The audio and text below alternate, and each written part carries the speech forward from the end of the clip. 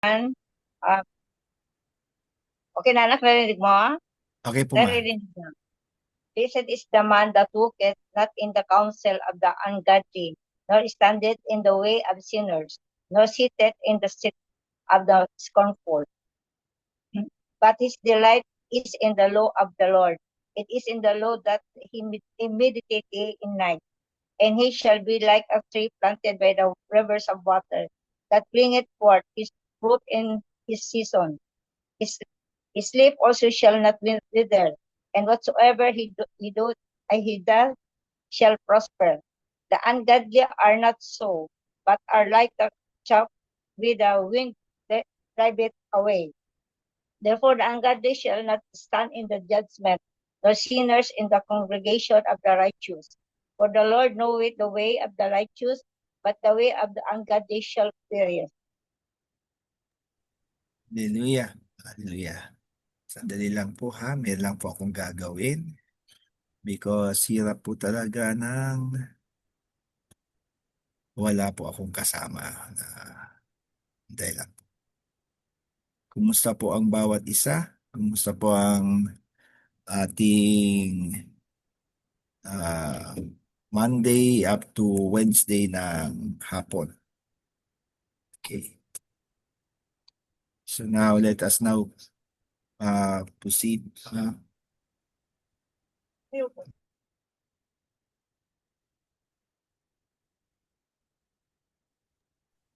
Hallelujah. So now, uh, tayo po ang i-discuss po natin ngayon is a new lesson. So natapos na po tayo sa ating subject. Ang subject po natin, kung paano kayo ipakita dito. Sandali lang po ha. Just going to try to show it to you because ang ginawa po natin sa ating family altar, it is already a lesson na sinabit ko na po sa ating bishop.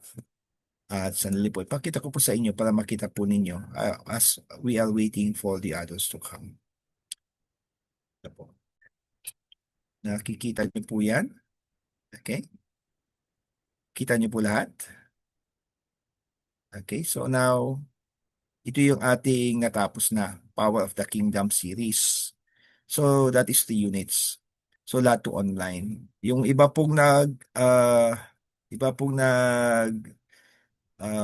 pa-practice sa martial arts worship, nag-umpisa na po tayo noong last Sunday. So dito na po tayo ngayon, how to interpret scripture. Actually, naumpisa na po natin ito last two prayer at two company altars ago. At itong how to interpret scripture ay kasama na po ang history of the English Bible. So the totality of these two subjects would be 16 sessions kasi 3 units is equivalent to 8 sessions, 8 to 10 sessions. So, ang dalawang ito will be equivalent to 16 to 20 sessions. Okay? So, wag po kayong mag-alala. Kaya ginawa natin tong subject, but still, mas maganda pong ganito yung gawin natin para mayroon po tayong goal, mayroon po tayong target. Kasi kung ang gagawin lang natin is mag-aaral lang tayo ng isang verse, ah hindi po tayo masyado hindi po tayo masyado ma-mature. Ang gusto ko pong mangyari sa bawat isa is mag-mature tayo. So now what I'm going to discuss this, nakaano na ba ako? Ayun, okay, pwede na. So what we are going to discuss right now is here. Okay?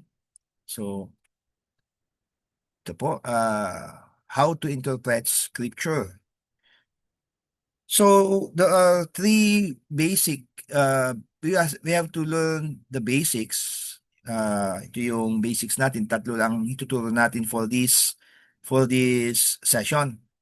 So the first is divisions of the Bible. Ang tawag natin dito categories. So roughly, the Bible is divided into two, the Old Testament and the New Testament. O ang sinasabi ng iba is the Old Covenant and the New Covenant. But this time, we are going to study further kung ano yung divisions of the Bible sa Old Testament and then sa New Testament. Ano ba yan? And then next, we will try to introduce yung introduction ng chapters and verses. Kailan ba nagkaroon ng chapters? Kailan nagkaroon ng verses? Kasi ang original Bible is walang chapters, walang verses. Okay, so ang susunod dito is we will try to learn on how to understand biblical timeline. So itong tatlong basics na to ay napakahalaga. Sasabihin natin mamaya kung bakit.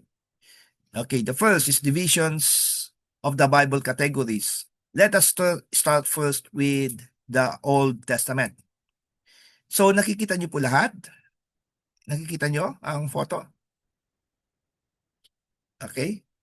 Hindi ko kasi kaya makita kung nagta-thumbs up kayo hindi kasi ang nakikita ko lang dito is yung nakikita niyo po.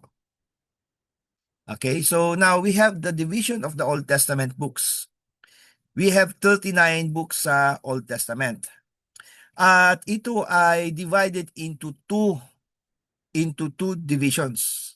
And this is the law and the prophets. Kung nakikita natin itong law at saka itong prophets. Kasi yan ang sinabi ng Panginoon na in Matthew 5, Matthew 5:18 that he will not destroy this he did not come to destroy the law but he come to fulfill the law and the prophets.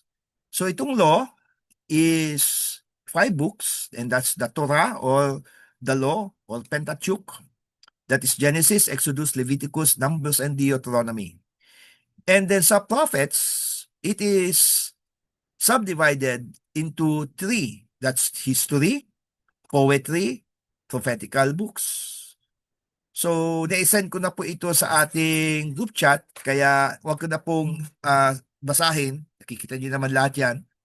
Okay, and then sa prophetical books, we have another subdivision or subcategory, which is the major prophets and the minor prophets.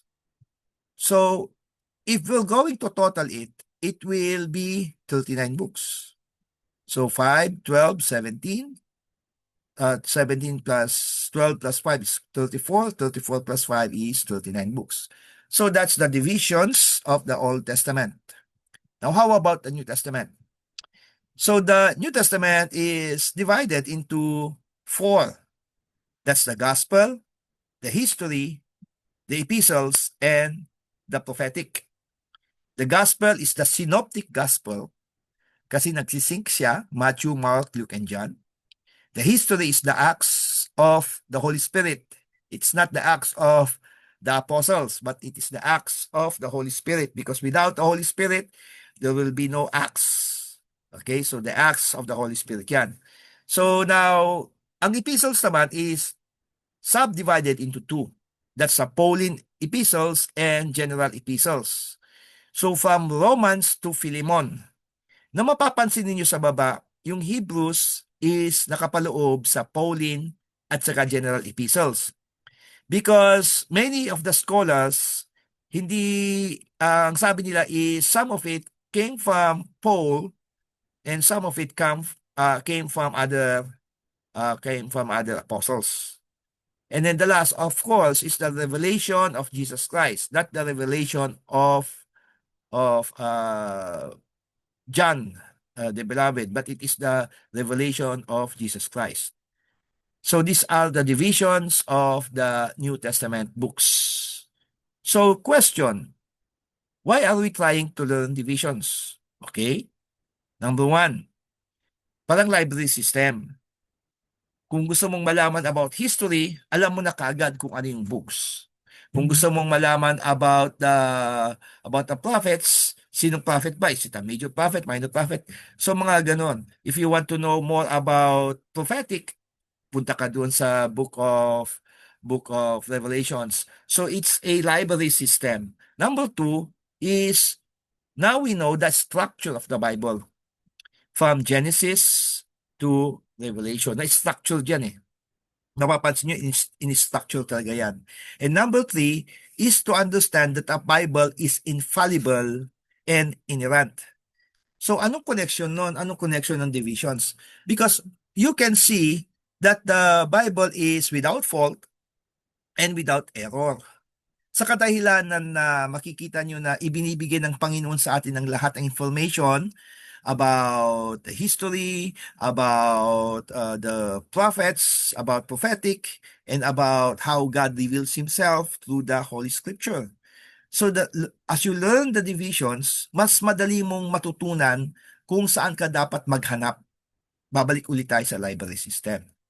Okay?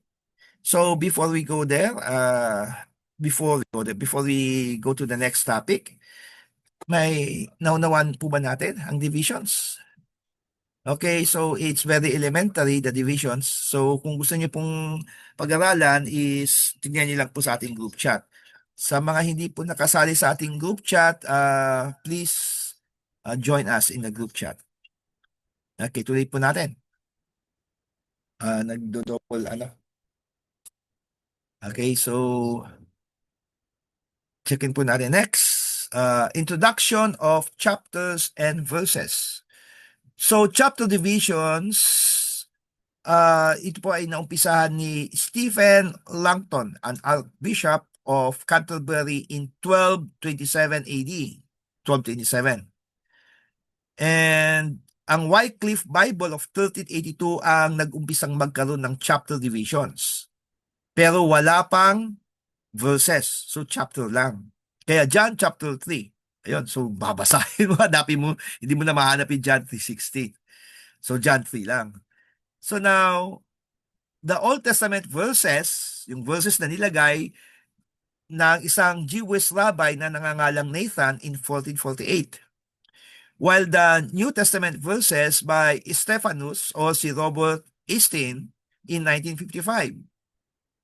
Now, itong si Stephanus, he took the Old Testament verses and the New Testament verses para magkaroon itong Geneva Bible. So dito, ang Geneva Bible ang nag-umpisa na mag-implement ng chapters and divisions. So question, what is the importance of chapters and verses? Of course, to help find scripture passage easier. Okay? Parang parang page number. Okay? Kasi halimbawa, go to page, something like this and like that. So makikita mo kaagad.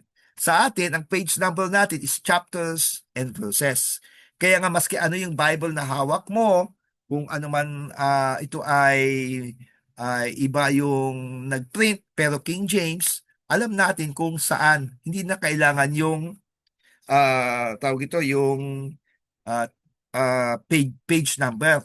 Actually, hindi ko nga tinitingnan yung page number eh. Pag Bible ang hawak ko, at tinitingnan ko na lang is chapters and verses. Okay. So next, it is a good aid in memorizing passages. Napakaganda. Kaya nga, John 3:16, alam na natin yon. Ano naman ito?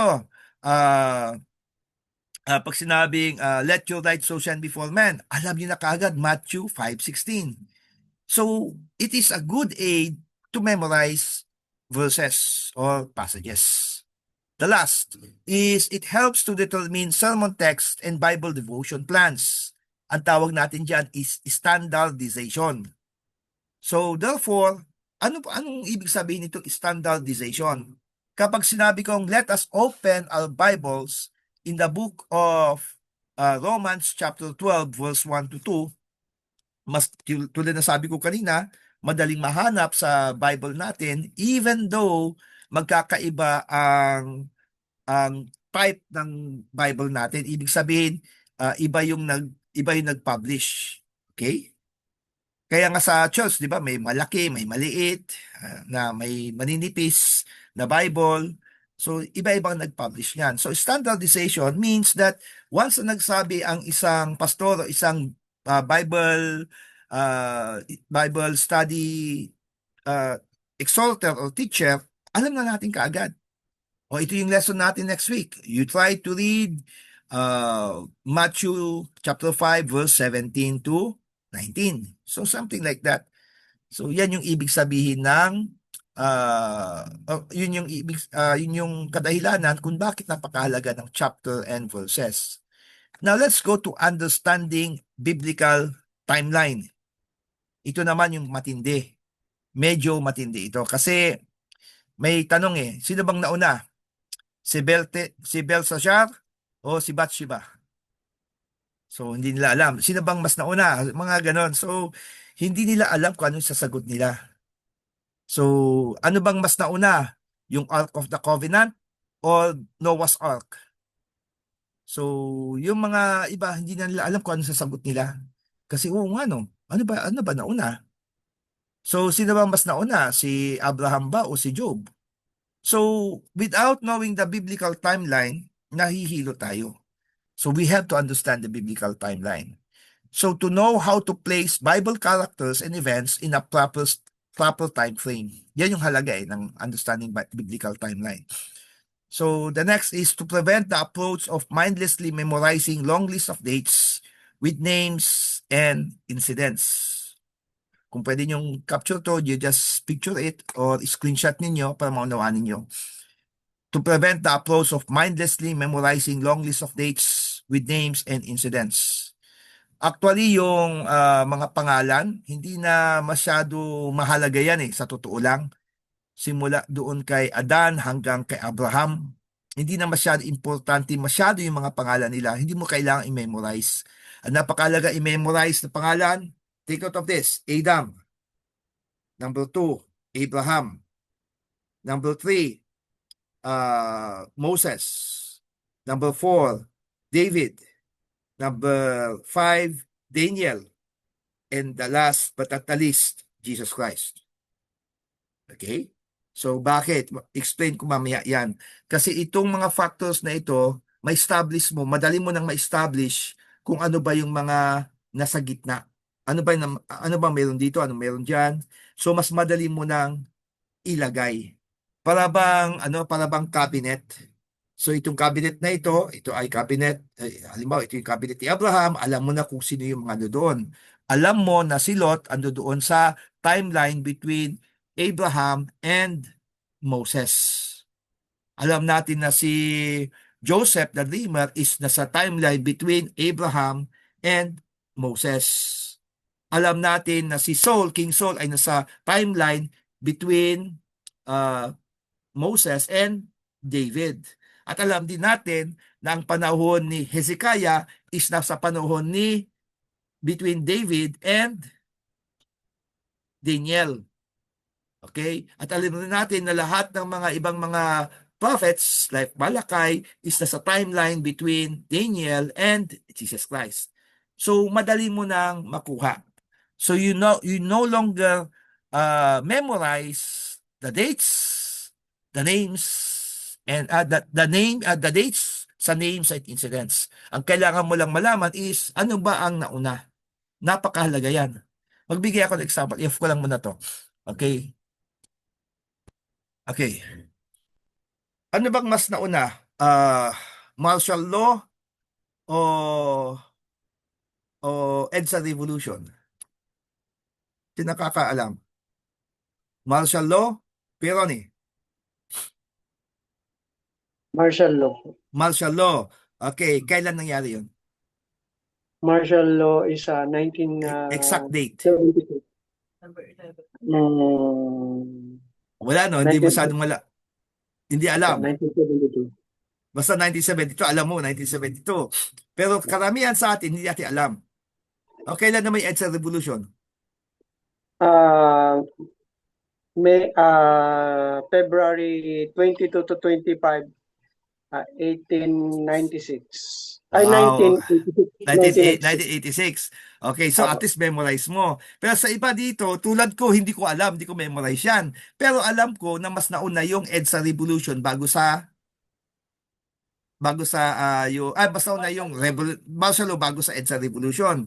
Now, pupunta naman tayo sa anong mas nag-umpisa?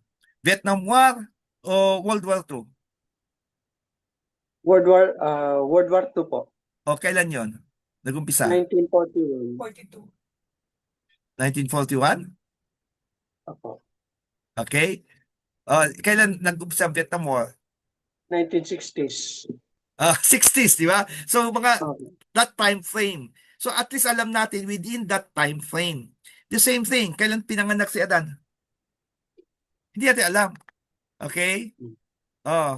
Sino mas nauna? Si Abraham Lincoln o si JFK? Abraham Abraham Lincoln. Lincoln. Kailan pinanganak si Abraham Lincoln? Hindi natin alam. Di ba? Kailan na pinanganak si JFK? Hindi natin alam. Pero alam natin yung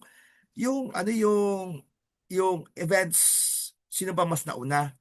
Ang mahalaga sa Bible, listen very, very carefully. Ang mahalaga sa Bible, sa ngayon, sa pinag-aaralan natin, is we do not try to study dates.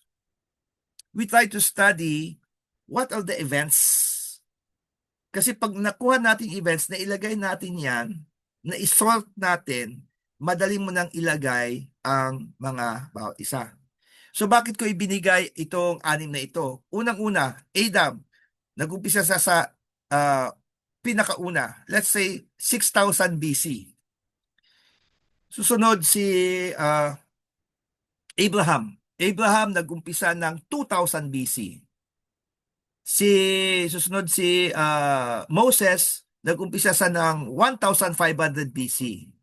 Susunod si David, nag-umpisa sa ng 1,000 BC. And then si Daniel, 500 BC.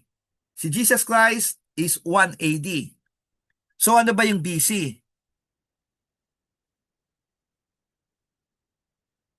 Okay, before Christ. Di ba? Before Christ. So now, ano naman yung AD? Anno Domini. Anno Domini, meaning the year of the Lord. But because ang nangyari, because may Muslims na at saka may ibang mga religious groups na hindi naniniwala kay Jesus, pinalitan yung BC at saka yung AD ng CE. So isa is ibig sabihin ng CE is common era o common era. So common era. B is before the common era, while CE is common era. Kaya nga, we are now living in 2025 CE. Pero sa totoo lang, 2025 AD. Pero naging CE to accommodate the non-Christians. Okay? So doon nagsimula yung BCE. Huwag niyo sabihin niyang BCE is galing sa demonyo. No. Ginamit lang yung CE o BCE so that we can accommodate also those who do not believe Christ. At doon, sa totoo lang, mas kinukuha pa rin ng napakaraming mga tao AD at saka BC rather than CE o kaya BCE. Why? Because dito natin malalaman na mas maraming naniniwala kay Kristo kaysa sa mga hindi nananampalataya. Okay? So, understanding timeline. Now, tuloy pa natin. Hindi pa tayo natatapos doon. Meron pa akong isang slide. Okay? So, this is the last slide. Is understanding biblical timeline. We study the Old Testament. OT is Old Testament. For it is relevant to our spiritual maturity. Napakahalaga ng Old Testament. Because ang Old Testament is prophecy, while yung New Testament, through Jesus Christ, yun yung fulfillment ng prophecy. Okay? Kaya napakahalaga ng Old Testament. Therefore, we need to understand biblical timeline, especially on the Old Testament. Explain ko mamaya kung bakit. And the order of events is more important than the dates. Than the date of the events. Nulit ko, the order of events is more important than the date of events. Amen? Sorry. Sandali daw. Balik ko daw. Sorry po. Ulitin ko. Okay. Nawala.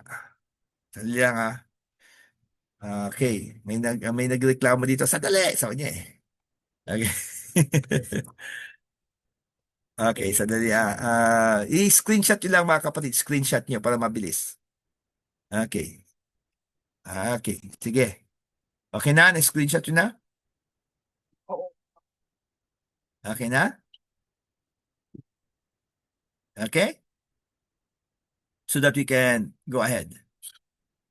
So, okay. Off ko na because we're going to the next topic. Okay. So, sino ba ang pinakamahalagang tao sa sa Old Testament? Pinakamahalaga talaga. It's not David. It's not Adam. Solomon po. No, it's not him. Pinakamahalaga na nakakonect sa ating mga hintil. Isaiah. Without him, without his name, we can never be co-heirs. Jesus.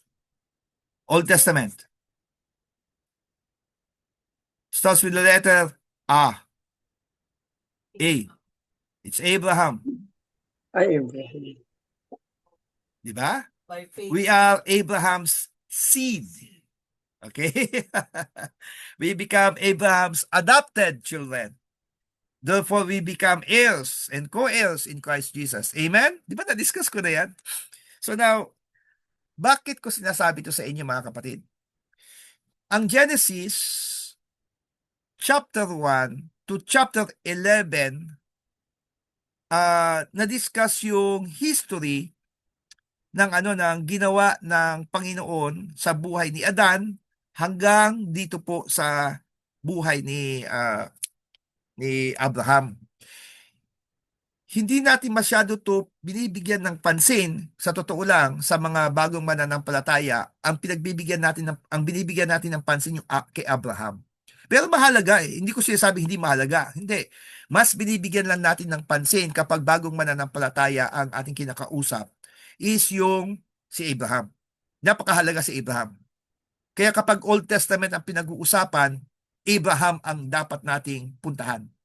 Pansinin niyo all the things that God did. Okay, all the things that God did, the testings that God did in the life of Abraham, connected sa atin, connected kay Jesus. Okay? So napakahalagang pag-aralan ang buhay ni Abraham. And then next, susunod nun, ang next na mahalaga is sino?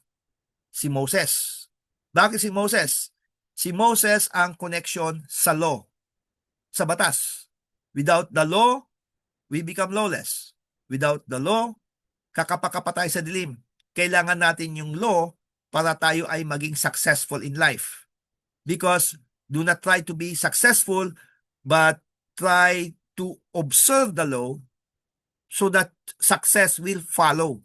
Because success is the effect in observing laws. Inulit ko. Do not try to grab on success. No. You try to observe the law because success is the effect or the result. Inulit ko. Ang success is the effect or the result of observing or keeping the law. Because if you do not keep the law, no matter anong victory meron ka, it will not be successful. Babagsak na babagsak ka. Gusto mo magkapera, o nagbenta ka ng shabu. Oh, naging billionaire ka, naging mayaman ka, pero you have broken the law. Makukulong ka. Damay pa pamilya mo.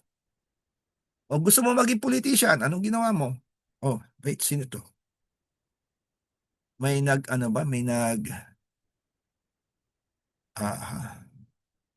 okay, sorry po. May nagwa-whiteboard. Okay. So, hindi ano sasabi ko? Yung breaking the law. So, you have to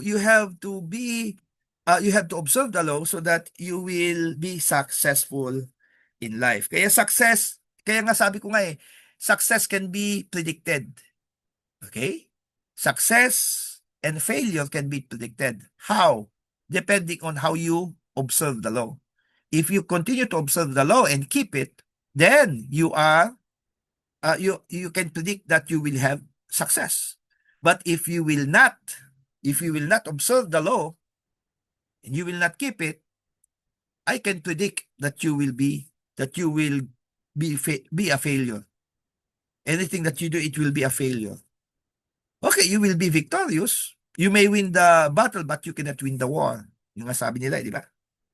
So napakahalaga ng okay. So sinunod si Moses kaya napakahalaga ng law. And then sinong susunod? David. Bakit napakahalaga si David? Because David is the man after God's own heart. And David, it is through him, okay, nakakonect si Jesus Christ. Okay? So, kaya mahalaga si David because siya yung laging binabanggit sa New Testament. The son of David. Jesus, thou son of David. Amen. So napakahalaga si David. Next. Pagkatapos si David, napakahalaga ni Daniel. Si Daniel kasi, siya yung nagbigay ng mga prophecy na i-connect mo doon sa Revelations. Lalong-lalo na po sa second coming of Jesus Christ. So Daniel is a prominent figure doon sa Old Testament because he is the one who can prophesy about the things to come. Kaya napakahalaga ito. Itong limang ito. Okay? Napakahalaga itong lima na dapat pag-aralan natin doon sa Old Testament because connected yan kay Jesus and connected yan sa ating mga Kristiyano. Okay? So now that is on the Bible. Okay, meron pa akong gusto idagdag sa inyo. Bakit Psalms 1 ang ating binasa if you have your Bibles with you?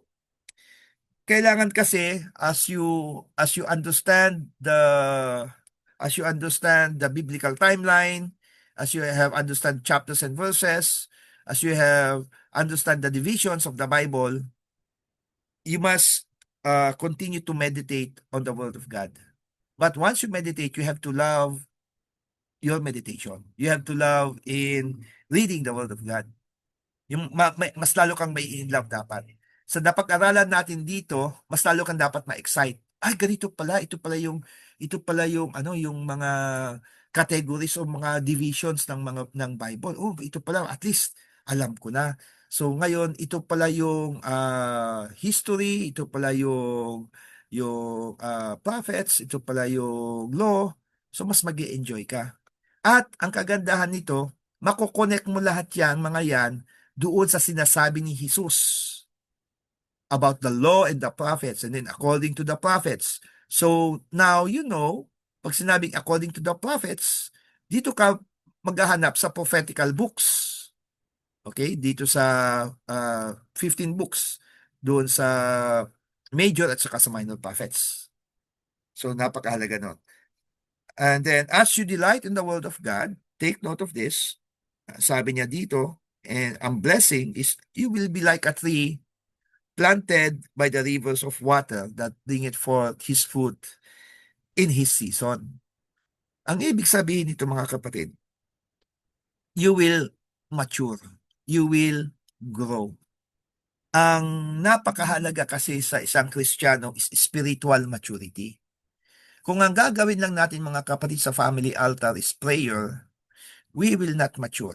Nasabihin ko po sa inyo, hindi po dapat prayer na ang ginagawa lang natin. Okay? Kailangan din natin mag-aral. At kailangan natin pag-aralan ang patungkol sa Biblia. So, napakahalaga dito. Kasi once na natutunan ninyo about the Bible, the more that you will be in love with the Bible. Especially pag pupunta na tayo sa history of the King James Bible, of the English Bible. Mas lalo kayo may in love sa Bible. Ganito pala, ito pala, the reason why na si pastor, pinipilit niya na King James lang tayo. Dito nyo mauunawaan. Kasi yung iba hindi lang maunawaan bakit King James tayo. Pero, even though King James ang ginagamit natin, take note, the King James Bible is not the Word of God. Inulit ko. Mahirap iswallow to. The King James Bible is not the Word of God. Ano ang Word of God? It is what the King James Bible is telling us. That is the Word of God. Inulit ko. The King James Bible is not the Word of God. It is what the King James Bible is telling us. That is the Word of God. Kasi the Word of God varies sa atin, di ba? Nabasa mo ito, and then, ay, ito pala, ibig sabihin nito, naunawaan mo siya in a way, sa iyong na-connect mo sa buhay mo. Ay, ito palang ibig sabihin nito. Thank you, Lord. Thank you, Lord. Kung ako babasahin ko yung verse na yun, iba yung aking natatanggap. Kasi iba ang pangungusap ng Word of God sa akin. How the King James Version or the Bible speaks to us, that is the Word of God. Pero kapag nagbabasa ka lang ng King James Bible at wala kang natatanggap, walang Word of God ka natatanggap. Nakakuha na rin. Kasi mahirap yung let us read the Word of God. And then, let us hear from the words of the Lord. Okay, babasahin mo. Pero tanong, have you received the Word of God or have you received a text? Di ba? You just received a text. You just received a verse or a passage, but you did not receive the Word of God. Because the Word of God must speak to each one of us. Kaya nga word eh. Di ba? May I have a word with you? Di ba? Sa English, hey, can I have a word with you? Ibig sabihin, can I speak with you? Is the Word of God speaking to each one of us. Kaya nga, yung salita ng Diyos is dapat kinakausap ka. No matter what verse na nababasa mo, pag wala kang natatanggap na pangungusap, huwag mong pilitin, kapatid. Maghanap ka ng verse. Basahin mo lang, tuloy-tuloy. Kaya nga minsan nakakabasa ka ng 5 chapters, wala ka pa rin natatanggap na Word of God. Wala. Why? Because wala eh. Naghahanap ka doon, pinipilit mo, talino mo na yung kapatid. Pero kung buong book, halimbawa, Book of John, nabasa mo ang buong Book of John, wala pa rin ako matanggap na word eh. Something's wrong with you. Okay? Kaya pwede pa ako maniwala kapag Leviticus, okay, kapag Numbers, kapag Deuteronomy, kapag Chronicles, mga ganyan, yung mga names, okay lang. Hindi mo talaga maunawaan, pero yung pagdating sa sa Gospels, wala kang maunawaan sa isang chapter, ay something's wrong with you. You have to really seek God by praying. Pray ka ng pray. Lord, I need your presence. Help me. Help me know your word right now. Speak to me through your words. Speak to me through the Bible. Speak to me through the scriptures. Let your Holy Spirit guide me so that I will understand what I have and what I needed to do this day. So yun yung mga dapat nating ipinagpe-pray. Hindi tayo nagpe-pray na, Lord, bigyan mo ako ng pera ngayon so that, okay, bigyan mo ako ng panggas o bigyan mo ako ng pampasahod o bigyan mo ako ng, no. Huwag kang humingi kay Lord na mga ganon. That's petition. Ang pinakamahalaga before you leave the house is you pray for God's wisdom to be upon you. You pray for God's presence to be upon you. Para pag nagbabasa ka ng salita ng Diyos, natatanggap mo na kaagad, ay, ito pala ang gustong sabihin sa akin ng Panginoon. Now, ito na. How will you know that you really receive the Word of God? Okay? This is the manifestation that you have received the Word of God. Dala-dala mo yan eh. Kinausap ka. Parang yung isang boss, tinawag ako ng boss ko, Johnson, come here. Balaw, come here. I want to have a word with you. Tapos, sige, kinausap niya ako. Yung kinausap na yon, paglabas ko, because boss ko siya, nananatili yun sa aking pandinig. Nananatili yun sa aking kaisipan, nananatili yun sa aking puso. Kaya anuman ang ginagawa ko, ang nakikita ko, yung salita ng boss ko. Kasi doon ako sa kanyang, nagtatrabaho ko eh. Doon ako nasa working hours ako. The same as a Christian. A Christian is 24/7. Yan yung Christianity. A Christian is always 24/7. Kaya kapag alam mo na ang salita ng Diyos, ang natanggap mo, paglabas mo sa pamamahay mo, nakikita mo lagi yung salita niya. For example, let your light so shine. Yan, ano yung let your light so shine? Pag may nakita ka na isang bagay, oh, yes Lord, naunawaan ko nang ibig mong sabihin. Maski na kaano kapangit ang nakita mo, ang nakikita mo pa rin doon, the Word of God. Therefore, brothers and sisters, for you to really say that you are loving, tulad nga sabi dito, delight, to really say that you delight in the law of God is that uh, as you uh, as you go to your work, okay, after your devotion, is that nakikita mo salita ng Diyos. At kapag yun ang nangyayari, kapatid, you are now a witness unto Jesus Christ. Yun ang napakahalaga sa atin. So my question to you, brothers and sisters, before we go to question and answer, is that how how deep is your love sa salita ng Diyos?